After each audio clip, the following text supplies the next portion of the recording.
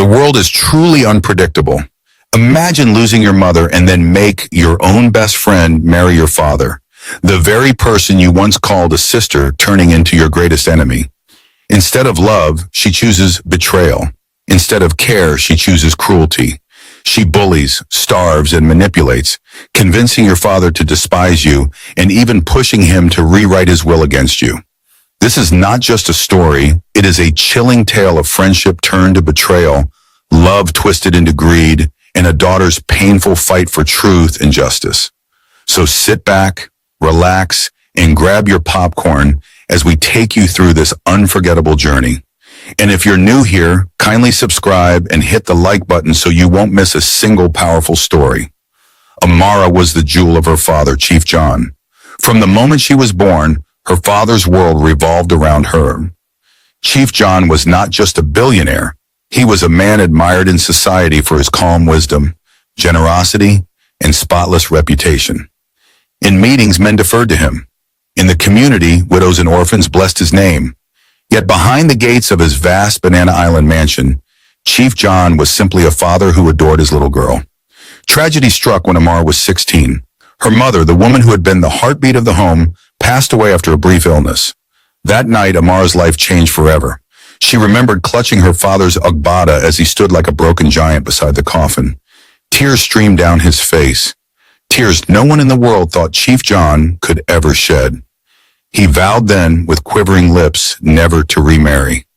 "All my love will now belong to you, Amara," he whispered, holding her as if he feared she would vanish too.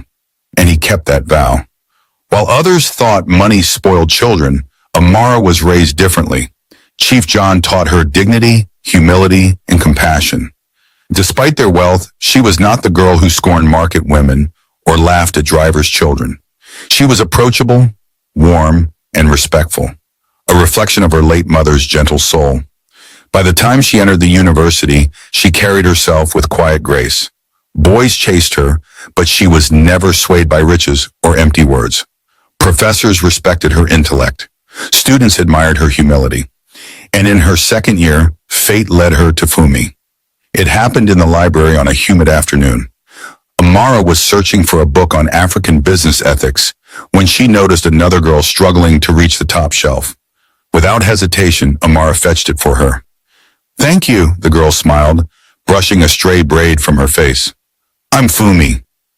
That was the beginning, from study groups to shared meals, late-night hostel talks to walking arm in arm across campus.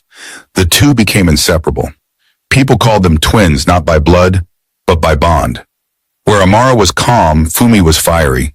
Where Amara was reserved, Fumi was bold. Yet together, they balanced each other. Fumi came from a modest home, not poor enough to beg, not rich enough to boast. Her father was a retired teacher, her mother a trader. She often joked about envying Amara's life of luxury, but her eyes held no malice, only admiration. Or so Amara thought. By their final year, they were sisters in everything but name. They studied for exams together, dreamed about their futures, and even promised that no matter what happened, they would always stand by each other. But destiny, cruel and cunning, was weaving its threads in silence. One evening, as the sun melted into crimson over the lagoon, Chief John called Amara into his study. His eyes, once so bright, now carried a shadow of loneliness. "Amara," he said softly, "you will soon marry, and this house will be empty. I cannot live alone. I need a companion." The words hit her like thunder. She had grown accustomed to her father being hers alone. The idea of another woman filling her mother's place was painful. That night she wept in silence, fearing her father would forget the vow he made years ago. The next day, in tears, she poured out her heart to Fumi. Fumi listened, her eyes glinting strangely. Then, with a small laugh, she said the words that would twist their destinies forever. "Why don't I marry your father?" Amara blinked, stunned. Fumi leaned forward, her voice honeyed. "Think about it. We're already like sisters. Who else could care for him better than me? You'll never have to worry. I'll protect him, and I'll always protect you." The suggestion seemed wild, yet in her grief and loyalty to her best friend, Amara felt hope. She imagined her father gaining a companion and herself gaining not just a friend, but a sister in truth. She smiled through her tears, never knowing she had just opened the door to her own betrayal. In the quiet corridors of the mansion, where portraits of her late mother hung like silent witnesses, the seeds of tragedy had been sown. The night Fumi made her audacious offer, sleep abandoned Amara. Ceiling shadows stretched into shapes of doubt as the sea breeze tapped the balcony doors. Her mother's portrait, smiling softly in a wrapper of blue and gold, seemed to ask the question Amara had no answer for. "Are you sure?" By morning, she braced herself and went to her father's study. Chief John sat at his old mahogany desk, spectacles low on his nose, turning the pages of a ledger he didn't need to read. Numbers had never troubled him. Loneliness had. He didn't look up when she entered. He sensed his daughter before he saw her, the way fathers do. "Daddy," Amara said, voice barely above a whisper. He removed his glasses. "My moon." She hesitated only a heartbeat, then spoke. If you must remarry, I have someone who truly cares for us. Fumi." The room shrank. The clock ticked louder. Chief John leaned back very slowly, as if resisting a heavy wave. "Fumi, your friend." "Yes," Amar said quickly. "She knows our family. She's kind, dutiful. I trust her." He studied his daughter's face, searching for a trace of the child who had once hidden behind his legs. Instead, he saw a woman trying to protect him. He loved her for it, and feared for her because of it. "I will not speak in riddles," he said at last. "I don't like this." "Why?" Amara's hands tightened around each other. "Because she's young? Because people will talk?" Her voice shook. "Do they matter more than your happiness?" He rose, walked to the window, and drew the curtains aside. Morning flooded the study, palms swaying, guards at attention, the world orderly and predictable, unlike human hearts. "Amara," he said, still facing the light, "good men are ruined by the wrong hands. I cannot pretend I don't see appetite when young people look at an old man's house." "She isn't like that." Amara stepped closer. "Daddy, this was my idea. She only offered because she cares about us." He turned and the lines around his eyes deepened. "Then let me be the selfish one. I will not accept." The no landed like a gavel, but Amara did not leave. Love had taught her courage. "Meet her," she said softly. "Truly meet her. One lunch. If you still dislike it, I will never speak of it again." Chief John considered. He had raised his daughter to be resolute. Now he had to face the consequence of that admirable training. He nodded once. "One lunch then." They held it in the smaller dining room, the one with the low chandelier and the old family photographs. The choice was deliberate. Grandeur dazzles, history tests. Fumi arrived in a simple cream dress that hugged neither waist nor pride. She curtsied, greeted each staff member by name, and asked to help set the table. The chef nearly dropped a spoon. "Sir," she said to Chief John, eyes lowered, "thank you for welcoming me into your home. I came to honor your daughter's invitation." "Nothing more." "Be seated, Mena," he said. Conversation began carefully, like tiptoeing over a sleeping animal. Fumi spoke of school, of dreams that involved charity and women's education. She praised Amar's humility with stories that made the housekeeper smile. She never mentioned money, not once. After the meal, she stood to clear the plates. Chief John stopped her gently. "Guests do not work." She glanced at Amara, then at the old photos on the wall, his late wife's portrait among them, radiating grace. "With respect, sir, I am not here to be entertained. I am here to be known." Chief John's eyes flicked to Amara. "You see?" And yet something in him remained watchful. He had built empires on instincts that rarely failed. There was a moment when Fumi thought no one watched her. Her gaze swept the room, curtains, silver frame, the antique clock, like a quiet appraiser. It lasted barely a second. He filed it away. When she left, he called his oldest friend and counsel, Barrister Adeoye. "Background check," he said simply, quietly. "Family, debts, associates. I want truth without the noise." "And your daughter?" Adeoye asked. Chief John exhaled. "She wants this. I need to be certain." 2 days later, he took Amara with him to an outreach he funded in Ajagunle, a health camp where doctors treated the poor. Unannounced, Fumi slipped in through the back and began sorting drugs, tying bandages, wiping children's noses with a steady hand. The coordinator whispered to Chief John, "That one. She works like she grew up carrying whole streets on her head." At noon, a young boy screamed as the nurse cleaned a gash on his knee.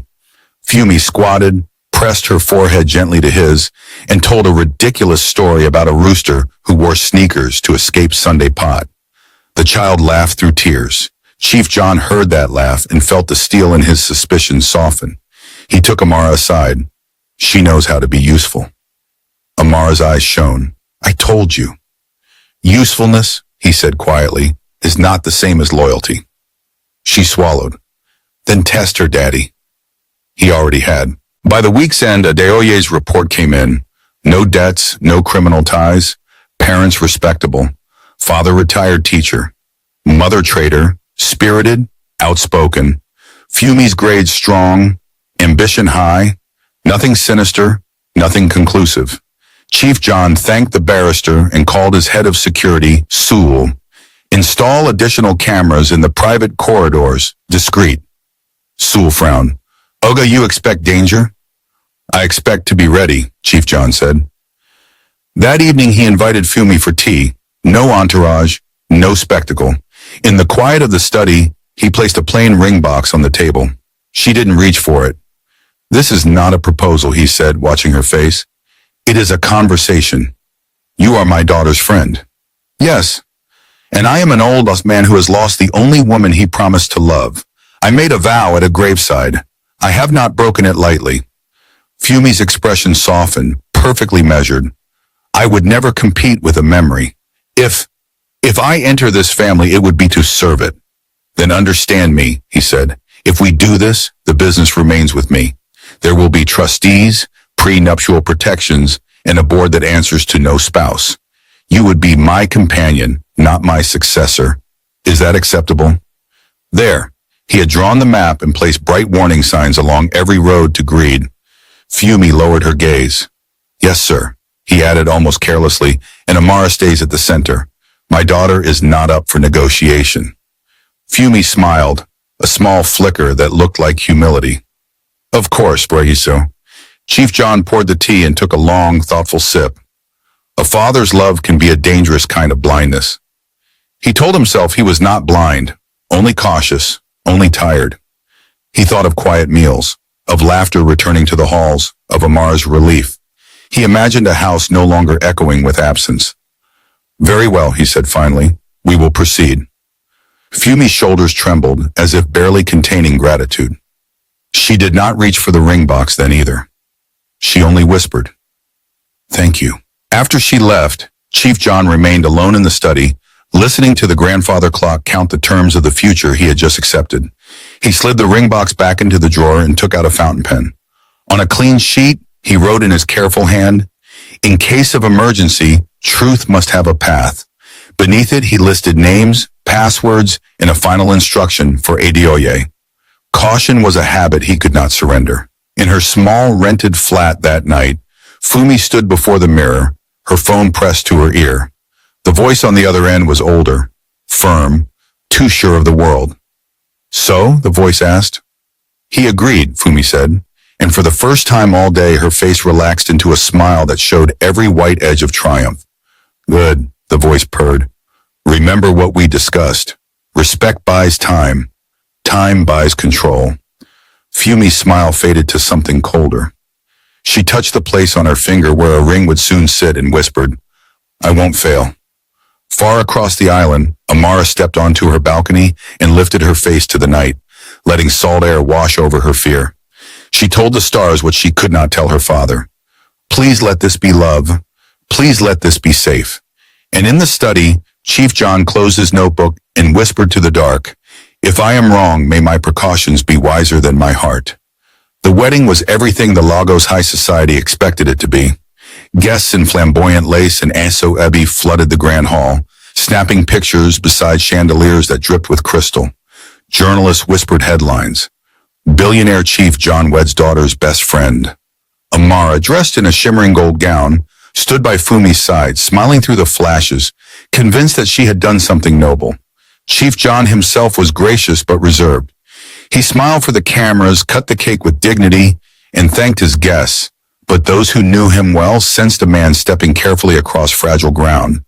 That night, as fireworks blossomed over Banana Island, Amara whispered to Fumi, "We're truly sisters now." Fumi hugged her with a sweetness that glowed like honey. "Forever," she said. But even as the word left her lips, her eyes flickered past Amara toward the man whose empire she now had access to, her new husband. The mask began to slip almost immediately. It was subtle at first. Amara noticed that Fumi no longer lingered in her room for late-night gist. She no longer called her sister in that playful tone that once melted her heart. Instead, she carried herself with a new stiffness, moving about the house like its queen. Amara brushed it off as adjustment. Marriage changes people, she told herself. She's just learning her new role. But the distance grew. Fumi began eating separately, locking herself in Chief John's wing of the mansion. She answered Amara's calls with one-word replies. The friend who once borrowed her clothes now turned her nose up at them, dressing in expensive lace wrappers and diamond-studded blouses, her every step echoing authority. It wasn't long before Amara overheard the truth. One evening, unable to sleep, she wandered into the corridor near her father's study. The door was slightly ajar, and inside, Fumi's mother sat cross-legged, whispering fiercely, "You have entered his house, my daughter. Do not waste time on friendship. Love will not feed you. What matters is control. You must hold his empire in your two hands, or else his daughter will snatch it back when he dies." Amara's heart thudded as she pressed against the wall. "Yes, Mama," Fumi's voice replied. "I understand. There is a man in Mushin, a herbalist. He will give you charms to bind Chief John's heart to yours and turn him against Amara. If the daughter stands in your way, she must fall." Amara gasped silently, her whole body trembling. She wanted to storm in, to shout, but fear chained her tongue. She fled to her room, tears staining her pillow until dawn. The changes followed swiftly. Chief John, once her gentle protector, began scolding Amara for things she had never done. He accused her of neglecting her studies, of wasting money on frivolities, of flirting with men. Each accusation carried the echo of Fumi's tongue. "Daddy, it's not true," she cried one night, kneeling beside him. "You know me, you raised me." But Chief John only shook his head, his eyes clouded. "Your stepmother tells me otherwise. Amara, I want to believe you, but the evidence piles up." Her heart cracked. Stepmother. The word stung like acid. Meanwhile, Fumi played her role flawlessly. She cooked Chief John's favorite meals, massaged his feet, and whispered sweet nothings into his ears. But beneath the perfume of her devotion lay venom. At night, she mixed powders into his drinks.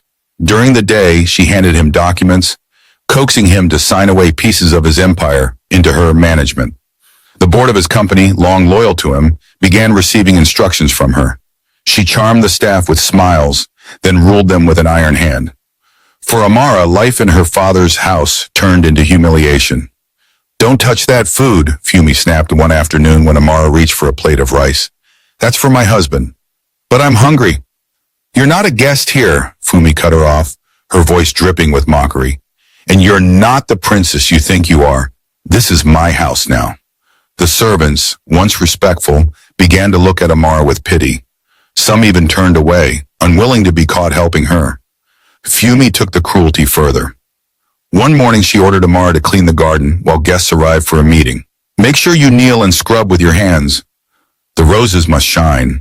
As Amara bent low in the soil, dirtying the same fingers that once held textbooks and pens, she heard Fumi laugh behind her. Who would believe the daughter of Chief John would end up like this? The world bows to power, Amara, not pity. Chief John saw. He saw everything, the mocking glances, the unnecessary scolding, the gradual isolation of his daughter. But he remained silent, watching from behind his spectacles. To the world, it seemed Fumi had conquered him completely. To Fumi herself, it seemed her victory was absolute. And so, emboldened, she went further. One night, she served Chief John his favorite palm wine, laced with the powder from the herbalist. Amara happened to pass by the door as she heard her father cough violently. She rushed in, but Fumi blocked her path. "Go back to your room," Fumi hissed. Amara tried to push past, but Fumi shoved her back so hard she fell against the wall. When she finally returned to her room, she wept into her hands. The best friend she once trusted more than anyone had become a stranger, a tormentor. What Amara didn't know was that the game had only begun. Fumi's mother was already plotting the final move. The empire must fall into your hands completely, she told her daughter. And for that to happen, Chief John himself must fall. In the glittering silence of the mansion, with its marble floors and golden chandeliers, betrayal had found a home. Fumi's mask had fallen, and what lay beneath was colder than steel. But even as Amara drowned in sorrow, unseen eyes were watching. Hidden in corners of the mansion, Chief John's cameras blinked quietly, capturing every whisper, every lie, every cruel act. The king may have seemed silent, but the game was not over. The rains had come to Lagos that week, heavy and relentless. They pounded on the glass windows of Chief John's mansion, turning the manicured lawns into a swamp of mud and drowned petals. Inside, the house was just as stormy. For Amara, each day was a new humiliation. Fumi had grown bold in her cruelty. The servants who once carried out Amara's orders now sneered when she passed, emboldened by their new mistress. Fumi had ordered Amara to use the back staircase instead of the grand one, to avoid disturbing visitors. She locked the fridge at night, forcing Amara to sneak into the kitchen like a thief to find scraps. Still, Amara endured in silence. Her only hope was her father. But Chief John, bewitched by Fumi's charms and poisoned by her whispers, seemed more distant than ever. "Daddy," she pleaded one evening, kneeling by his chair in the study, "please believe me. I haven't done anything wrong. Fumi, she lies about me. You know me." Chief John rubbed his temples. His once sharp eyes were dulled by confusion and fatigue. "Amara, I don't know what to believe anymore." Her heart broke. She looked at him, at the father who had once been her shield, and felt the distance widening like an ocean. Meanwhile, in Fumi's private chambers, the atmosphere was very different. Her mother sat on the edge of the silk-covered bed, her wrapper tied tightly, her eyes burning with ambition. "You are wasting time," she snapped. "Yes, you've turned him against his daughter, but that is not enough. You must secure the empire before the old man changes his mind." "I'm working on it," Fumi muttered, adjusting the golden bangles on her wrists. "He already signed several documents putting the companies under my management." "That is management," her mother hissed, "not ownership. Management can be taken back. What you need is inheritance. For that, his will must favor you, and the daughter must be powerless." Fumi swallowed. "How do we make sure?" Her mother leaned closer, her voice a poisonous whisper. "We don't wait for him to die naturally. We help him, quietly." A chill ran through Fumi's body. She looked away, but her mother's grip on her hand was iron. "Do you want to live as a servant to that girl forever, or as the queen of this empire? Choose." Fumi nodded, slowly at first, then with conviction. "I will choose the throne." The plan was set in motion. Late one night, her mother took her to the herbalist's shrine in Mushin. The air was thick with the stench of burnt herbs and dried blood. A clay pot bubbled over a fire, and strange symbols lined the mud walls. The herbalist, a gaunt man with eyes like glowing embers, handed Fumi a small pouch of powder. "Sprinkle this into his drink," he croaked. "His heart will weaken, his body will fail. The world will call it sickness, but remember, every poison carries a price. Once begun, it cannot be undone." Fumi's hands trembled as she took the pouch, but her mother's eyes urged her on. "Do it," she said. "This is the path." The next evening, the mansion hosted a small dinner. Amara was not invited. Instead, she watched from the corridor, her stomach empty, her heart heavy, as laughter echoed from the dining room where Fumi and Chief John dined alone. Fumi poured his favorite palm wine into a crystal goblet. With a graceful flick, she let the powder slip into the liquid. It dissolved instantly, leaving no trace. "Drink, my love," she cooed, pushing the glass toward him. Chief John lifted it slowly. His eyes flickered briefly toward the corner of the ceiling, toward the tiny blinking light of a hidden camera no one else noticed. Then, with a faint smile, he raised the glass to his lips. Amara, peeking through the crack in the door, saw it. Her body stiffened. She wanted to scream, to rush in, but her feet were glued to the floor. Her heart pounded as the glass tilted. Chief John drank. The goblet clinked softly on the table. Moments later he coughed, a violent rattling sound that shook his frame. His face paled, his hands trembled. "Daddy!" Amara screamed, bursting into the room. "Antasam, Ram." She ran to his side, clutching his arm, but Fumi blocked her path, her voice sharp. "Stay back, you ungrateful child. Can't you see you're disturbing him?" Chief John struggled for breath, his body slumping into the chair. Sweat dripped down his forehead as he pressed a hand to his chest. Amara turned on Fumi, tears streaming down her face. "What have you done to him?" Fumi's eyes hardened. "This is not your concern. Go back to your room." "No," Amara shouted, her voice breaking. "He's my father." But the words fell into a void. Chief John's eyes rolled back, his body convulsed once, and then silence. His hand slipped from Amara's grasp, falling lifelessly to his side. The mansion plunged into chaos. Staff rushed in, gasping at the sight. Fumi wailed dramatically, throwing herself across the floor, crying, "My husband! My love! What cruel fate!" Her mother arrived moments later, her cries even louder. "Oh, death! Why take him now?" But behind her sobs was the glimmer of triumph. Amara knelt beside her father's body, her own cries raw, broken. "Daddy, no. Please don't leave me. You promised never to abandon me." But Chief John's chest no longer rose. The days that followed blurred into morning.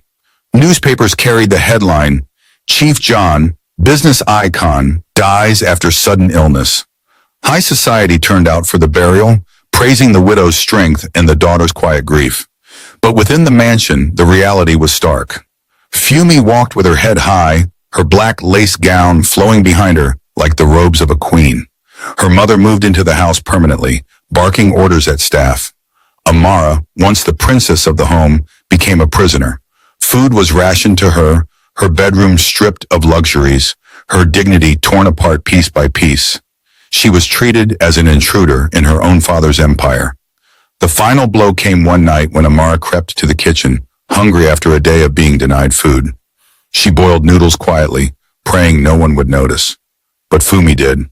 She dragged Amara by the hair into the garden, the moon casting cold light over the scene. With a cruel smile, she tore at Amara's clothes and forced her to kneel in the dirt. "You once had everything," Fumi spat. "But now you're nothing. Tomorrow, when the will is read, I will throw you into the streets where you belong." Amara sobbed, clutching the hem of her torn dress. "Fumi, please, remember who we were. We were sisters, friends. Please." Fumi leaned close, her breath hot against Amara's ear. "That was then. This is now, and now I am in control." She pushed Amara to the ground and walked away, her laughter echoing through the garden like the hiss of a snake. That night, as Amara lay on her bed, bruised and broken, she whispered into the darkness, "Daddy, where are you? Why did you leave me?" But somewhere in the quiet of the study where hidden cameras blinked unseen, the truth was already waiting. Chief John's death was not the end. It was only the beginning. The mansion had become a cage for Amara. Every corner that once whispered of her childhood joy now mocked her with silence. The marble staircase where her father once carried her on his shoulders was forbidden to her. Fumi had commanded she use the servants' staircase at the back. The dining hall where her father had laughed over steaming bowls of agusi was now a throne room where Fumi sat at the head of the table, issuing commands like a queen. To Amara, the house was no longer home. It was a battlefield where she was losing every war. The hunger of betrayal. Her humiliation reached its cruel peak the week after the burial. Amara, drained from grief, went to the kitchen in search of food. She found only a pack of noodles. With trembling hands, she boiled water and dropped the strands in, praying no one would notice. But Fumi noticed. She stormed into the kitchen, her mother behind her, and slapped the plate from Amara's hands. The noodles spilled across the tiles like a broken offering. "How dare you steal my food?" Fumi's voice was a whip. Amara froze. "Steal? It's the house kitchen. I was hungry." "Shut up," Fumi shrieked, her eyes blazing. "This is my house. Nothing here belongs to you anymore." Her mother added with a sneer, "Even rats know their place. Why can't you?" Before Amara could reply, Fumi grabbed her by the arm and dragged her outside into the garden. The guards looked away. None dared to interfere. Under the bright, merciless sun, Fumi shoved her to her knees.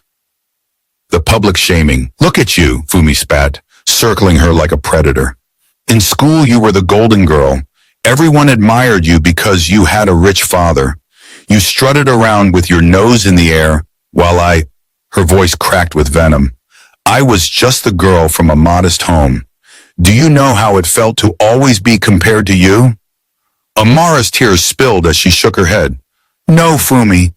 You were my friend, my sister. I never looked down on you. Liar! Fumi slapped her across the face. You pitied me. Do you think I didn't see it in your eyes? Pity. But look who is pitying who now. She ripped at Amara's dress, tearing the delicate fabric until it hung in shreds. Kneel lower, she ordered.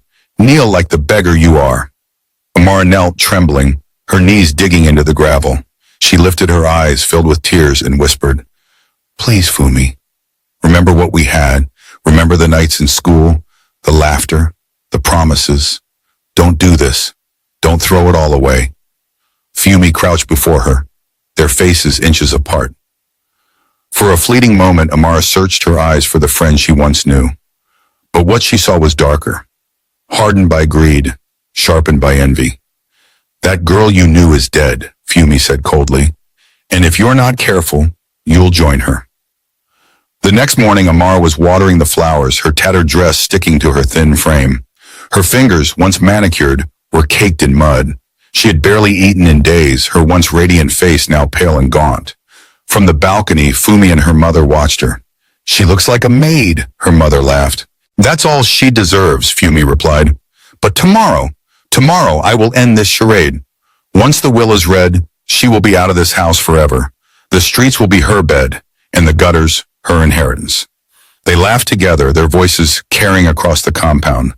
Amara heard them. Each word pierced her like a blade, but she remained silent, her eyes fixed on the soil as though she could bury her pain with the roots of the roses. That night she sat alone in her room, the darkness pressing down on her. Her father's voice echoed in her memory. All my love will now belong to you, Amara. She clutched his old wristwatch, the only thing of his she still had, and whispered, Daddy, they've taken everything from me. I don't know what tomorrow will bring. But please don't let them erase me. Don't let them erase us. Morning dawned with unusual stillness. The air was heavy, as though the mansion itself anticipated something monumental. The staff were restless, whispering about the will reading. Fumi strutted through the halls in an expensive black gown, her head held high, her mother trailing behind her like a shadow of greed. Amara, dressed in a plain, faded gown, stood by the window, her stomach hollow but her heart strangely steady. She remembered Fumi's words in the garden. Tomorrow, after the will is read, you'll be homeless. Yes, tomorrow had come, but so had justice, though none of them knew it yet. For in Chief John's study, locked inside a briefcase carried by his lawyer, was a truth that would shatter Fumi's illusion of power and turn the mansion into a stage of reckoning. The morning of the will reading dawned heavy with tension. The sky above Lagos was unusually gray, as though even the heavens held their breath for what was to come. Inside Chief John's mansion, the air was thick with whispers. The staff moved restlessly, not knowing whose orders to follow anymore. Should they bow to Amara, the daughter they had once revered? Or to Fumi, the new mistress who barked commands like a queen? No one dared to choose.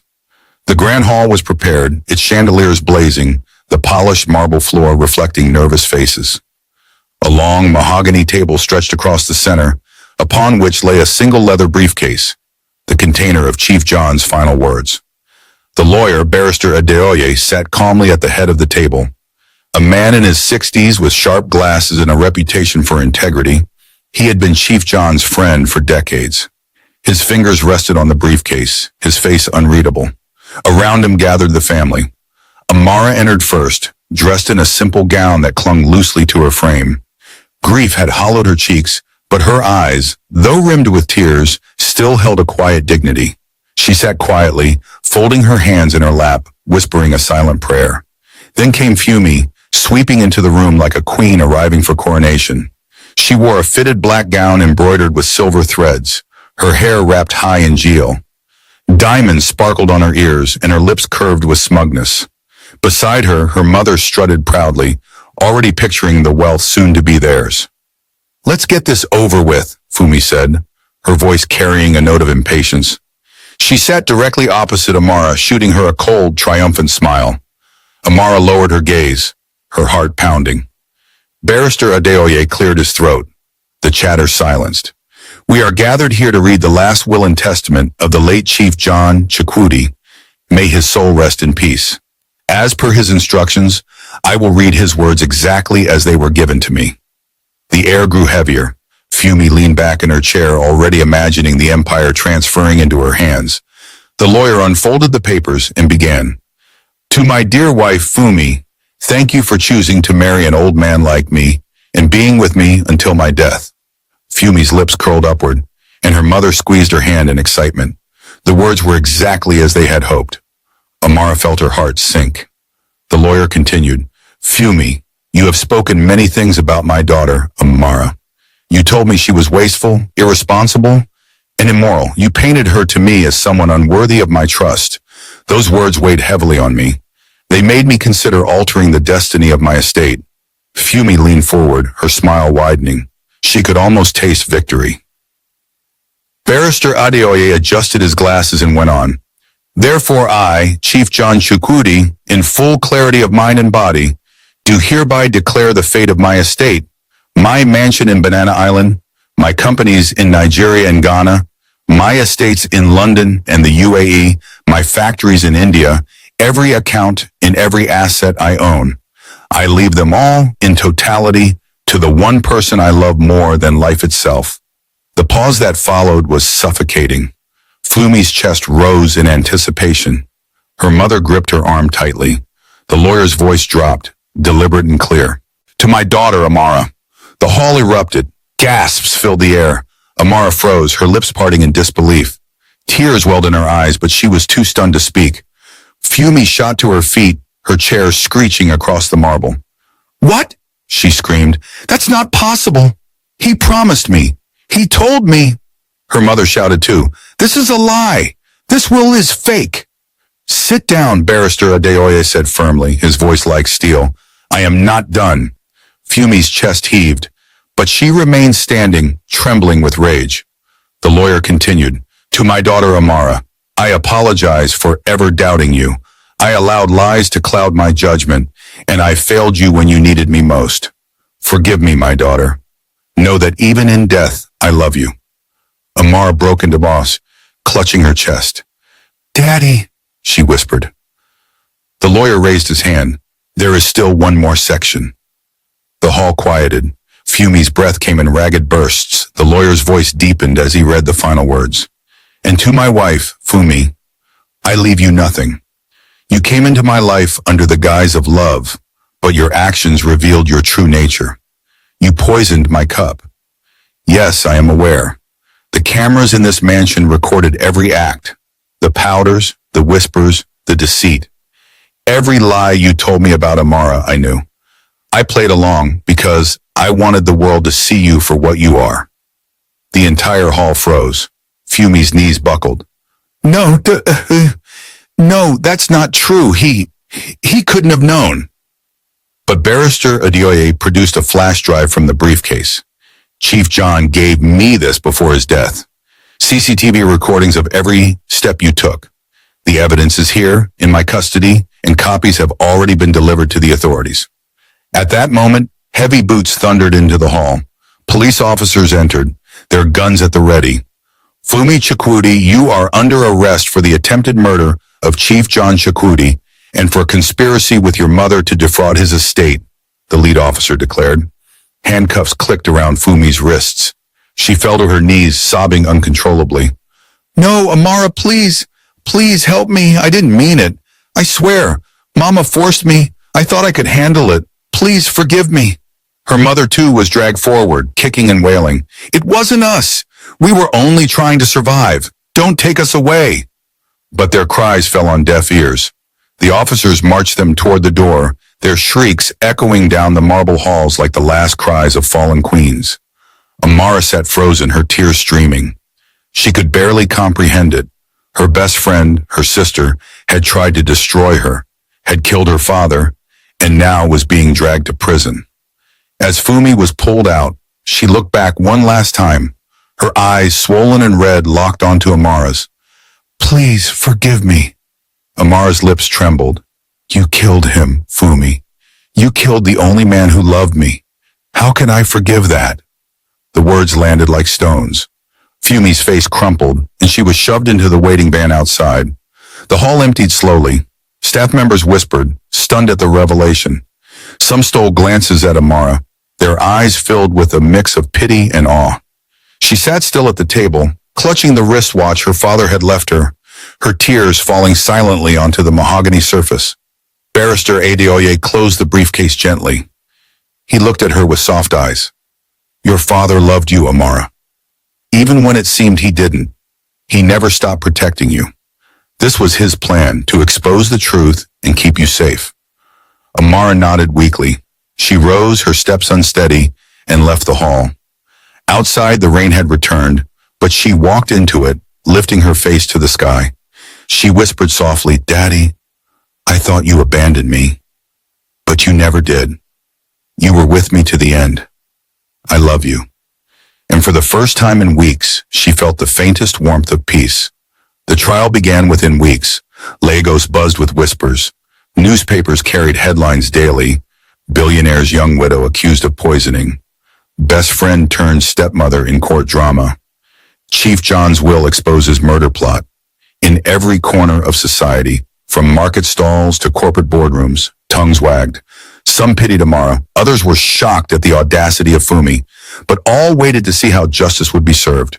The federal high court was packed on the morning of the hearing. Rows of journalists scribbled furiously as cameras flashed.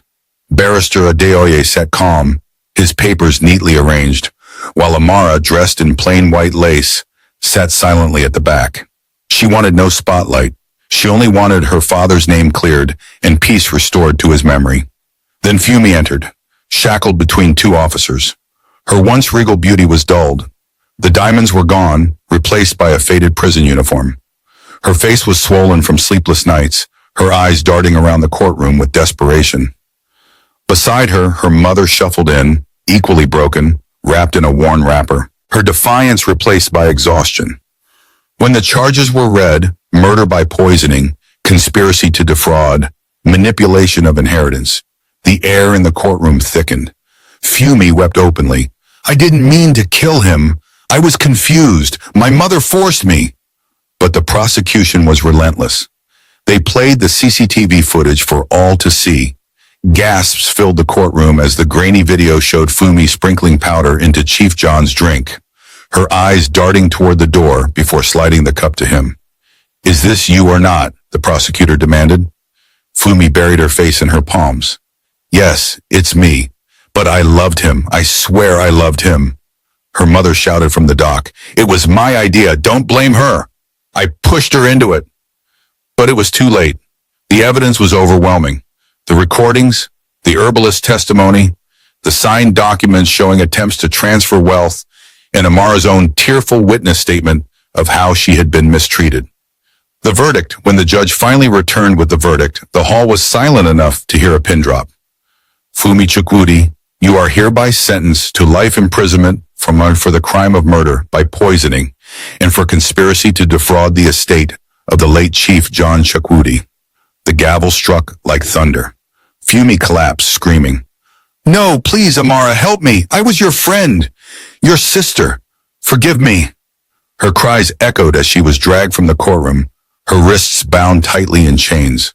Her mother's sentencing followed swiftly, 25 years in prison for complicity in aiding the crime. The older woman wailed as she was led away, her once proud voice reduced to broken sobs. Amara sat still, tears streaming silently down her face. She felt no triumph, no joy in their downfall, only a deep ache in her chest. The visit to the grave, weeks later, after the noise of the trial died down and the media frenzy turned to other scandals, Amara found herself standing at her father's grave. The cemetery was quiet, the wind rustling through the tall grasses. She wore a simple gown, her hair tied back, her face bare. In her hand, she held a small bouquet of white lilies. her father's favorite flower. She knelt before the marble headstone that read, Chief John Chukwudi, beloved father, husband, and visionary. Her fingers traced the carved letters as tears blurred her sight. Daddy, she whispered, her voice trembling. I thought you abandoned me. When you turned away from me, when you believed Fumi's lies, I thought you had stopped loving me. I felt alone, but now I know. You never left me. Even in death, you protected me. You gave me back my dignity. You gave me justice. Her sobs came in waves, raw and uncontrollable. She pressed the flowers to the grave and bowed her head. I forgive you for doubting me, and I forgive myself for trusting the wrong person. But Daddy, my heart still breaks. I lost my best friend, and I lost you. Nothing can fill that emptiness. For a long while, she knelt there, the wind wrapping around her like her father's unseen embrace. The transformation. Life slowly began to take a new shape. With the estate and companies in her name, Amara inherited not just wealth but responsibility. She appointed loyal managers to run the businesses, just as her father had advised in his final letters. She continued his charities, funding hospitals, scholarships, and orphanages. But she lived simply, refusing to let the empire consume her spirit. She never wore her inheritance like a crown. Instead, she carried it like a burden she must honor. Her mansion, once filled with betrayal, she opened to the less fortunate. Children played in the gardens where she once knelt in humiliation, their laughter filling the air like healing balm. And yet, even amid her new life, she never forgot the lesson burned into her soul. Betrayal does not always come from enemies. It can come from the ones you call sister. The Mambre Garbi, one evening as the sun dipped low, Amara returned to the grave once more. The sky was painted in hues of crimson and gold. She stood quietly, her hands clasped, her tears falling softly. Daddy, she said, her voice steady now. I will be okay. I promise you. I will carry your name with honor. I will not let bitterness define me. But I will never forget, and I will never stop loving you. She placed her hand over her heart. Rest well. Daddy loves you. And as she walked away, the setting sun cast a warm glow across the grave, as though Chief John himself was smiling down, proud of the daughter who had endured the fire and emerged with dignity intact. In the women's prison, Fumi sat on her bunk, her once beautiful face hardened by regret. She replayed the past in her mind, the laughter with Amara in school, the nights of shared secrets, the vows of sisterhood. All ashes now. Sometimes in the stillness of night, she whispered Amara's name, begging forgiveness into the darkness. But forgiveness never came. Not from the world, not from her lost best friend, not from herself. Greed had bought her a mansion, but its true cost was her freedom, her soul, and the only friendship she ever had. Closing line. Amara had lost her father, her best friend, and her innocence. But she had gained justice, resilience, and a legacy of love. In the end, her tears at her father's grave were not only of sorrow, but of strength. Tears that promised she would live on, not as a victim of betrayal, but as the daughter her father had always believed she could be. Moral of the story: greed and betrayal always end in destruction, no matter how cleverly they are hidden. True wealth is not found in possessions, but in love, loyalty, and integrity. Fumi's hunger for power cost her freedom, her dignity, and the very friendship she once had. Amara's endurance proves that even in the darkest storms, truth and justice will always prevail. Trust should never be given blindly, and betrayal, though painful, cannot erase the protection of a loving parent's legacy. We hope you enjoyed this powerful story. Please share your thoughts and lessons in the comment section. We'd love to hear from you. And don't forget, another inspiring and educative story will be premiering in just a few days. So make sure to subscribe and turn on the notification bell to be the first to watch. If this story touched your heart, kindly give it a thumbs up and share it with your family and friends. Thank you so much for watching, and may God richly bless you.